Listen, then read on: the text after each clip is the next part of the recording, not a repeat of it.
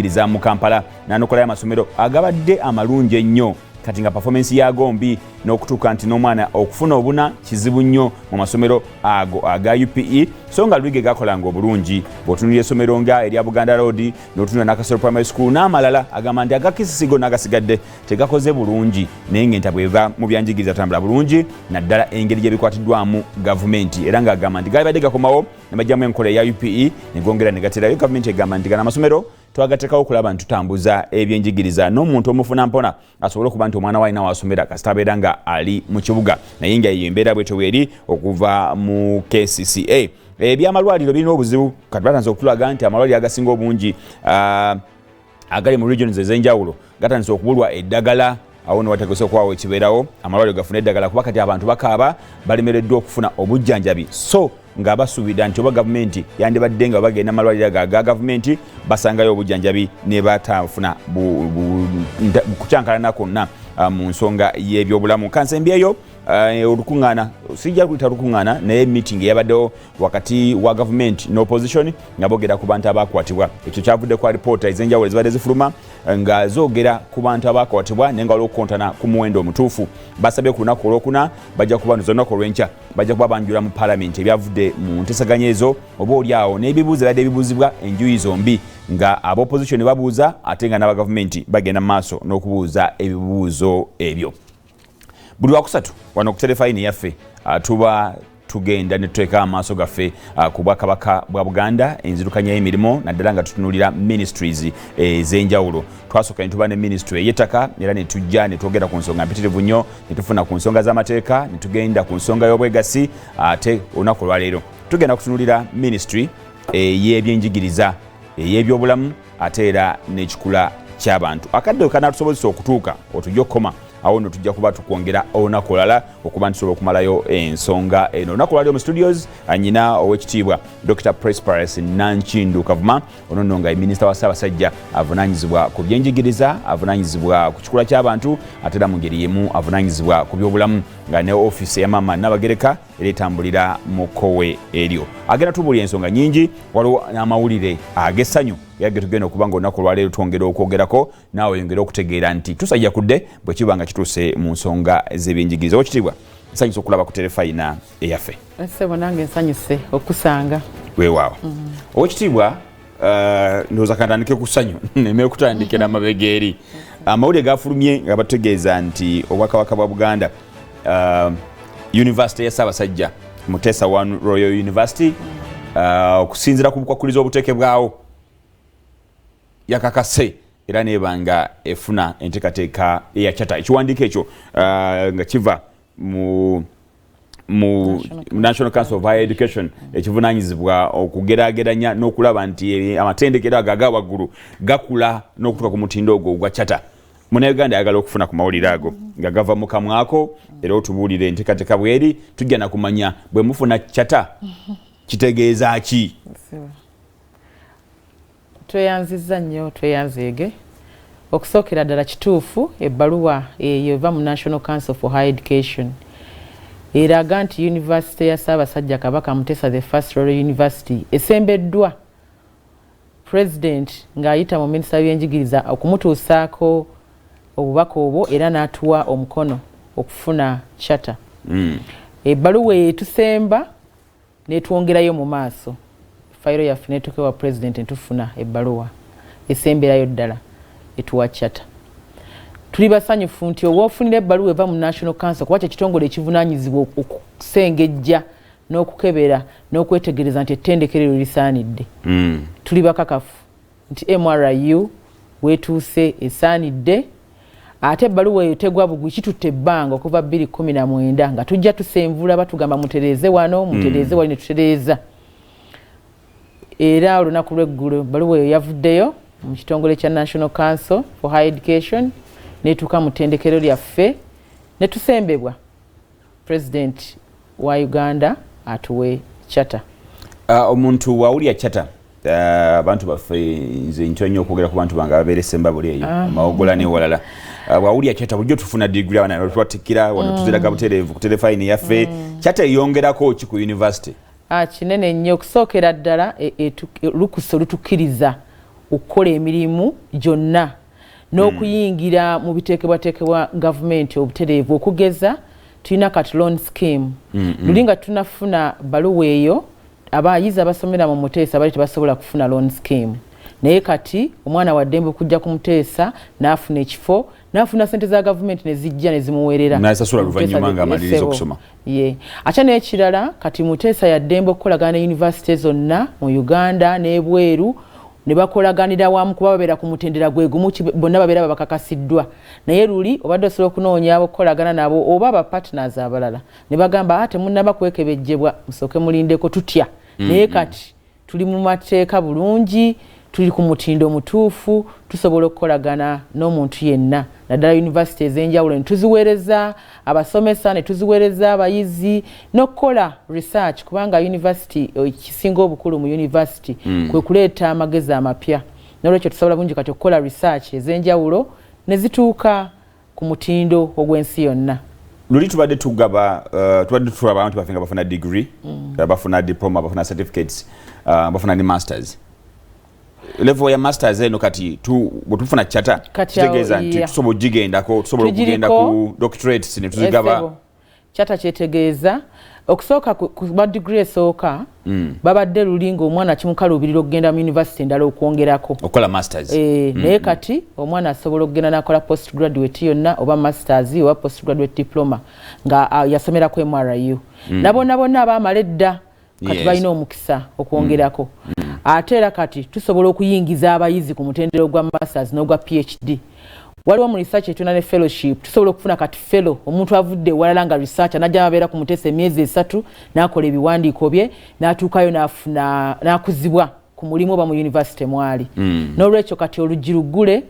eri abantu bonna abaagala okwongerako okusoma n'ogwo omukisa gwayingiddewo weewaawo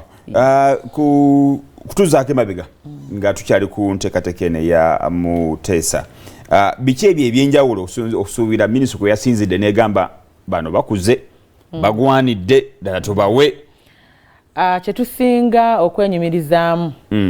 biringa bisatu naye ekisinga obukulu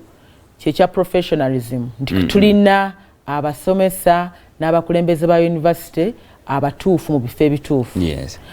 si kyangu nnyo nno okufuna PhD zeetaagisa kuba ne government universities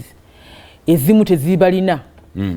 basobola okugamba nti mulina abaana 100 mwetaaga aba PhD bwe bati naye Muteesa ebisaanyizo yabituukiriza bulungi abasomesa tubayina era tujjudde bulungi nti buli kyetaagisa tukirina ekyabasomesa abatusaanidde nga balina doctorate okusomesa abaana era ne ba teaching assistants abamala mwebali nga tetubagabana na muntu mulala kubanga alina okubanga empapula ze ziwandiikiddwa wano nga mukozi wa Muteesa nga tusiba nabagenda nga batambula mu yunivasite ez'enjawulo ekyokubiri butufuna ebbaluwa etegeeza nti yunivasite ya Ssaabasajja Kabaka kati yeetengerera mu byensimbi esobola okuyimirirawo tesobola kugwa abakozi basasulwa emisolo gisasulwa byonna biri bulungi eyo bakeberayo nnyo era nitubeera nga ekyayitawo bulungi n'ekyokusatu bye bikozesebwa mu kusomesa tuyina ezimu ku computer labs ezisinga obulungi mu matendekero ga universities ez'enjawulo wano naddala ku kitebe kyaffe ekikulu ekirumba mu Masaka tulina amasomo ga engineering kati ebikozesebwa byonna okusomesa omwana engineering courses esatu ya civil ya mechanical ne electrical tubirina mu bujjuvu era kati government etaddemu obwesigo okusobola okukwata ku baana ne tubasomesa bulungi era courses zaffe zawandiisibwa ne zigenda mu National Council ne bazeekebejja awo weewaawo waliwo nekibalibadde okutugamba nti university okubanga n'ettaka eryayo ng'erina weetuula nga tepangisa bupangisa ekyo tekibadde kizibu kya MRU kuba Ssaabasajja Kabaka yasiima n'agiwa ettaka ekakeeka ate n'agiwa n'ettaka ekirumba eka 7 kizibu nnyo okusanga university wano ey'obwannannyini erina ettaka lya eka 7 era bwe baatubuuzanga ekyettaka tekyalimu mwalimu biri ebirala byenjogedde kubanga munnanga abantu baba n'okutya nti university ate yasenguka yali wano yavaawo n'egenda naye mwine enteekateeka ennungi ku ssaawa ya leero masomo ki buli university etera okubaako n'essira bagamba nti bw'oba oyagala tekinologiya ogenda wano bw'oba oyagala bizinensi bali management bano bw'oba oyagala bya bulimi wali university yaffe eno eya Muteesa wano Royal University MRU biki ebyenkizo by'oyinza okugamba nti wano amasomo ag'enjawulo naye amaanyi agasinga gagenda kuteekebwa ku masomo ga engineering ne science. Kuba mujjukire nti ekirumbe wali university yaffe we wali Masaka Technical Institute we bayitanga ku tteeko ebizimbe byo ne biddizibwa Obwakabaka ne tuteekamu university awo wennyini mu kisinde ekyo mwe twagala okutambulira kati okulaba nti twongera ku muwendo gw'aba engineer mu Uganda n'ebweru waayo ku mitendera gyonna kati tuli tubadde tulina nti diploma naye kati emitendera gyonna era ebyalambulwa n'ebikozesebwa byalaga nti tusobola awo wali amaanyi gaffe era twagala nnyo ffe okubanga Muteesa abaana beefulumya basobola okubaako kye bakola n'emikono gyabwe tetugenda kussa nnyo maanyi ku masomo malala okusinga tuli awo naye n'abaana tubalina mu masomo amalala tebakola bulungi okugeza MRA yekoze bulungi nnyo ku basomesa naddala ba in service abaagala okwongerako era twabatikkiramu abalaba mu bano bambadde nina bbaluwa somesa primary naye njagala kwongerako nfune oba oli diploma musomesa anti kati obusomesa okusomesa degree minimum requirement okugenda nga balinnya okuva gye batandikidde wansi munene nnyo ku Muteesa tubasomesa online ne face to face era bangi nnyo abasomesa abajjumbidde okujja ku nteekateeka eyo era abafulumizibwa balungi era nabo beebaza ate era Muteesa yokka ye university ekulembedde endala mu kulaba nti abaana bafuluma n'ebbaluwa zaabwe ku olwo si zino ez'okusimbira layini nti bannange nkyaginoonya n'otukogenda okukolako interview ng'ogamba ekikula ebbaluwa sinagifuna eza Muteesa zifulumirawo kati eyo nkizo nnene okuba nti tulina enteekateeka eyo omwana lwe bamutikkira era bonna baagenda n'ebbaluwa zaabwe bwe twala ekirungo si zaakudda kunoonya n'olwekyo gw'omukisa weeguli kyokka tulina nnyo n'amaanyi mu kusomesa mass communication tulina abaana baffe bangi abamuteesa wano ku BBS mu CBS ne mu bitongole ebirala bingi nnyo communication eyo mulungi nnyo nti abaana baffe bayiga okuwuliziganya n'abantu bayiza okukozesa tekinologiya ate kati amaanyi gagenda kuba mapya munteekateeka oluvannyuma olw'okufuna akyata ago ge mawulire amalungi okuva Muteesa wa University era nga minisita waffe avunaanyizibwa ku byenjigiriza wano Bwakabaka bwa Buganda Dr. Price Nankindu Kavuma yagatuwadde era nga atulambulidde ku nsonga ez'enjawulo ninjaga tugende tulambululeko katono nnyo nga tutunulira ensonga eno eya Muteesa wa Royal University bukwakulizo ky'obwenjawulo kati bwe bwaba wadde era tusuubira ddi okulya pate olw'ensonga eno anti nga bwemumanyi enkola yaffe nti beena bwasiima tekibadde nnyo mu nteekateeka nti tujja kukola pate kubanga tukyatambulira wansi w'okulambikibwa kwa Katikkiro ne Ssaabasajja Kabaka ebbaluwa yaze naye emirimu gigenda mu maaso ne be yasabye si byamaanyi era kati ffe tuli mu kuwandiika abaana abagenda okutandika mu mwezi gw'okusatu okusoma tugenze mu maaso n'obuti tujja kujaganya nnyo kiri awo mu budde buno kuba tukyalindayo n'omukono gwa pulezidenti okutuweebwa tugenda mu maaso nakukola kujjako nga beena asiimye n'agamba nti mukole bwe muti tujja kikola oba mujaganye naye nga si gwe mulamwa kati kukola era ofisi nzigula emirimu gigenda mu maaso kinnawadda abalina abaana abamaliriza siniya ey'omukaaga nga mwagala okufuna ebifo binisa tugambye nti enteekateeka ekyagenda mu maaso nga tukyali ku university katono nnyo waliwo abaana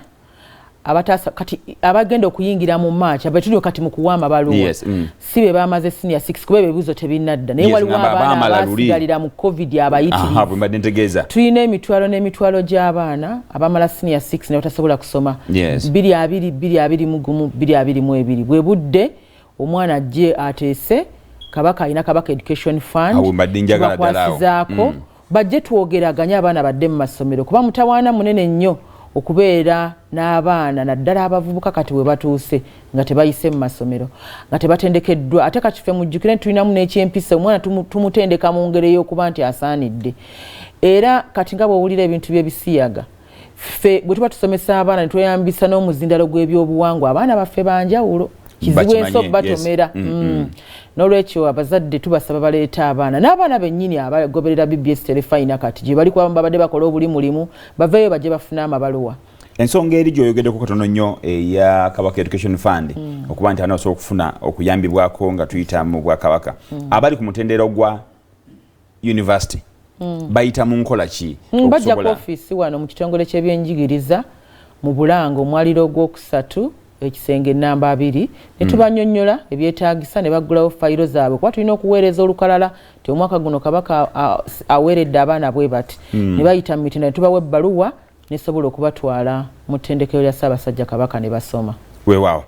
Njagala katono nnyo ekitiibwa kati nga tuli ku mutendera ogw'enjigiriza ogwa waggulu. Muyina yunivasite yokka ng'Obwakabaka oba muyina amatendekero amalala bwe gaba gye gali luddawa era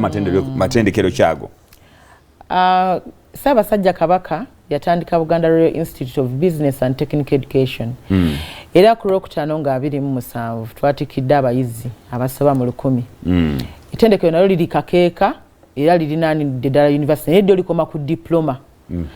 Era abaana baffe abamaze diploma kati bamukisa okusala ekkubo ne bayingira mu yunivasite. Ate wa diploma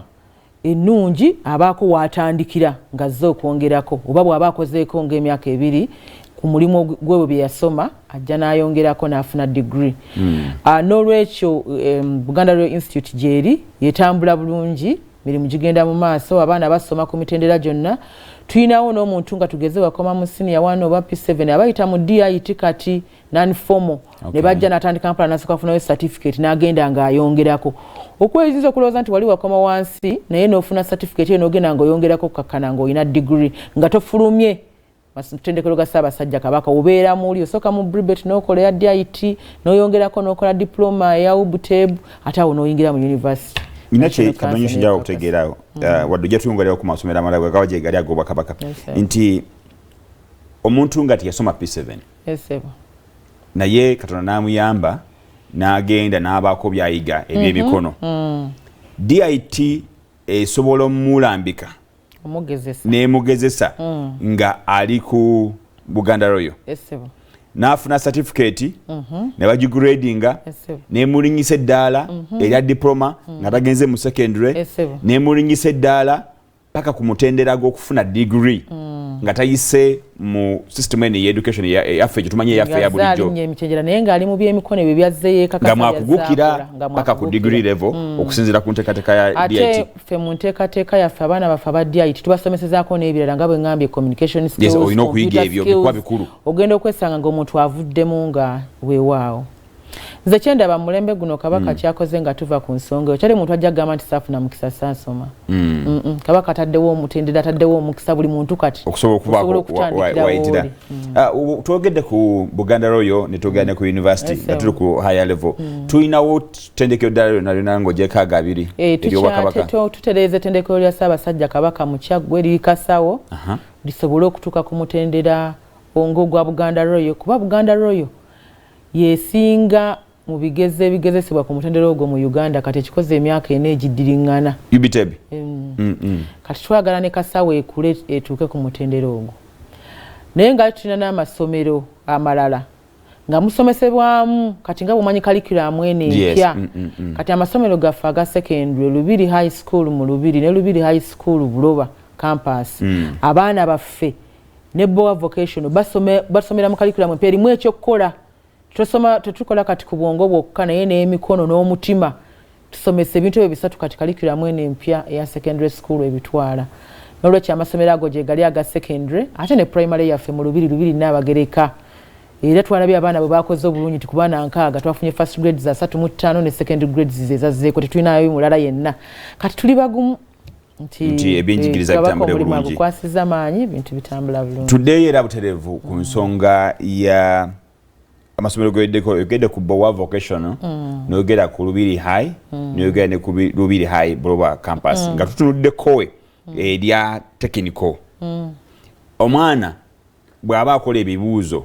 kati ku senior ey'okuna ne ku senior ey'omukaaga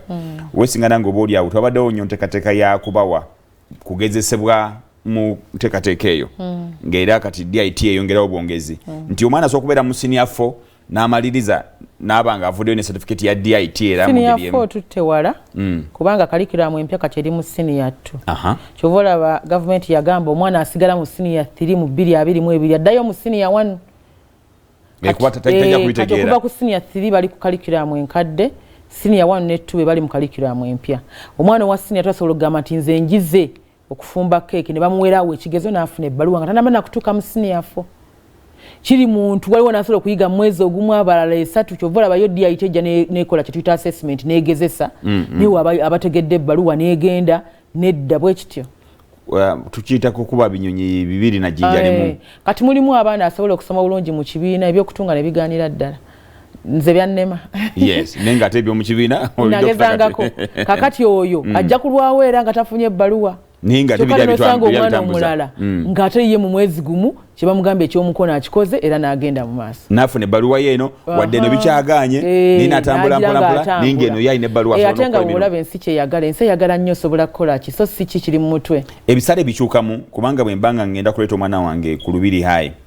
oba Buloba campus oba wano mu Lubiri Mengo oba mutwala Bowa ku vocation